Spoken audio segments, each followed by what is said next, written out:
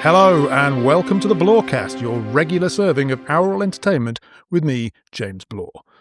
I'm not going to lie, I love food. They say there are two types of people, those that live to eat and those that eat to live. As with many seemingly binary things, the reality is doubtless more of a spectrum, but I'm definitely on the extreme live to eat side. I cook, I eat, and occasionally I go birdwatching or play a board game, or even teach. I love food from all over the world, but I know best the food of Britain, where I spent the first half of my life, and Slovakia, where I've lived since 1998.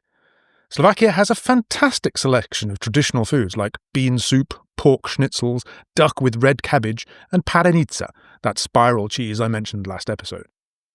It also has a bit of a fixation with sourness, pickle cabbage, fermented milk drinks, sour soups, which honestly I'm not such a big fan of. We'll dive into all of that in future episodes, but today I want to focus on what really makes me happy. Lovely, lovely carbohydrates. Potatoes, pasta, bread, the good stuff.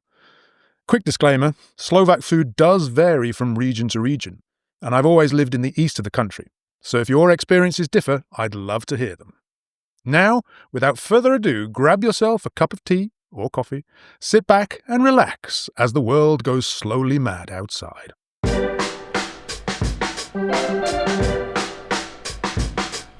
If you look up Slovak cuisine on Wikipedia, you'll read that the origins of traditional Slovak cuisine can be traced to times when the majority of the population lived self-sufficiently in villages, with very limited food imports and exports, and with no modern means of food preservation and processing.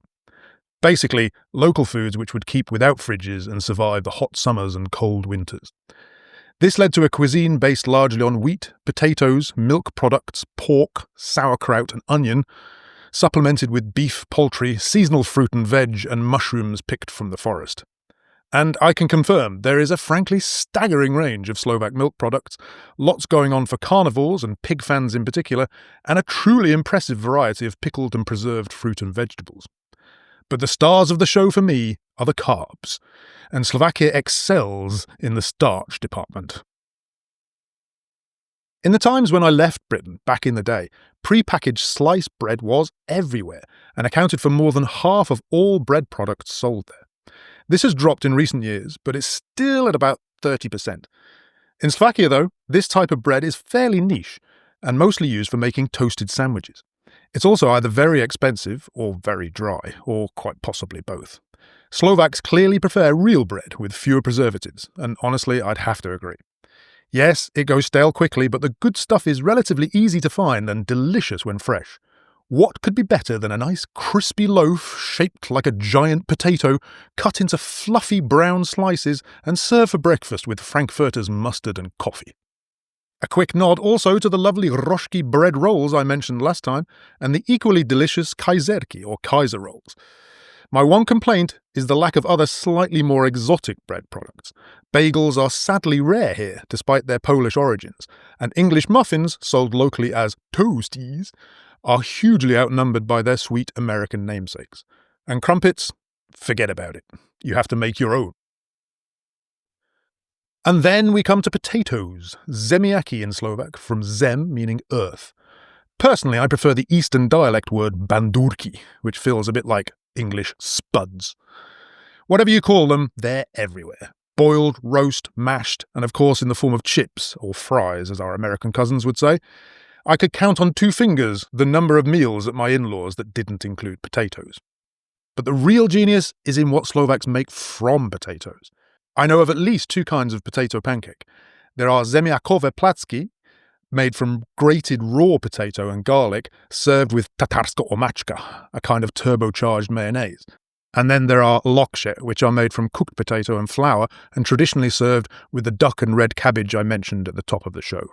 And a special mention goes to Francúzske zemiaky, or French potatoes, a tray bake containing potatoes, sausages, sour cream, cheese and eggs. It seems to be loosely based on gratin dauphinois, but I doubt the French would actually recognise it. Tastes great though. And the carb-based fun doesn't even end there. Many Slovak restaurants even have a special section for mučné jedlá, flour-based foods. Some of these are really desserts that moonlight as main meals, especially on Fridays when people avoid meat. Pancakes, donuts, and various types of sweet rolls called buchty. This so-called sladký obed, or sweet lunch, is my nemesis and leaves me feeling cheated, quite frankly. But there are savoury gems too. Most famously, the Slovak national dish, bryndzové halušky. Imagine gnocchi with soft sheep cheese topped with bacon. Not pretty, but delicious. Šúľance are even more gnocchi-like, but are served sweet, often with butter and poppy seeds. And then there are pirohy, probably better known in the English-speaking world by their Polish name pierogi. These are semicircular boiled dumplings, sometimes filled with sweet jam or curd cheese, but ideally with more sheep cheese and mashed potatoes, topped with sour cream and more bacon. Sometimes Slovak food doesn't stop at one carb. Pirohy dough can be made with potatoes, so you're eating carbs in carbs. Genius! Good, honest, filling peasant food at its finest. I imagine it would really hit the spot after a day working in the fields of Slovakia's rural past. This multi-carb madness is actually a bit of a theme. In the UK, a meal might typically be served with either rice or chips, but in Slovakia it's not uncommon to have both, pol na pol, half and half. I'd say chicken with rice and chips has been the main course at almost every wedding I've been to here. And I like it! One of my favourite Slovak dishes is Černohorský rezeň, a pork schnitzel fried in a potato batter. It can take a while to digest as it's heavier than plutonium, but the potato batter doesn't keep anyone from serving it with, yes, more potatoes.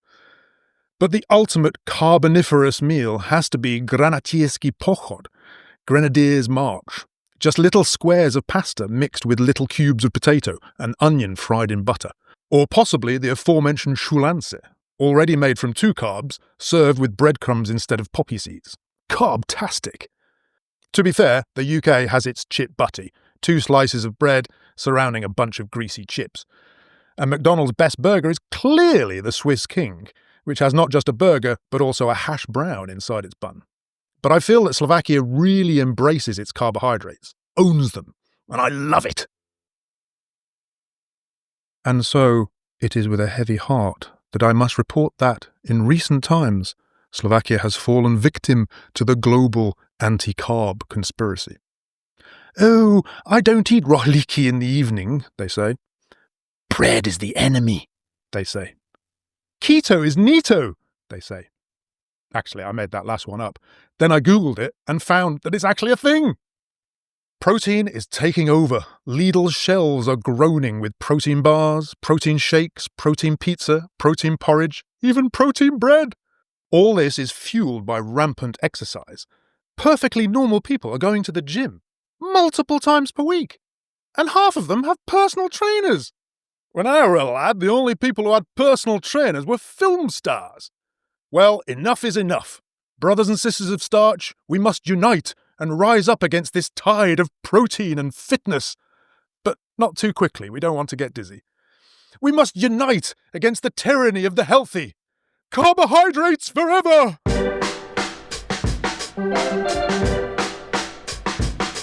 And there you go. All you ever wanted to know about Slovak carbs and a little more besides. If you have a burning urge to correct anything I've just said, or if you want to tell me what your favourite carbohydrate is, or if you'd just like to join my pro-carb crusade, do get in touch. All the links in the description. Website, email, YouTube, Facebook. Pick your favourite and say hi. Thank you so much for joining me. Please like, subscribe, share, and do all those good things. See you again soon. Bye-bye.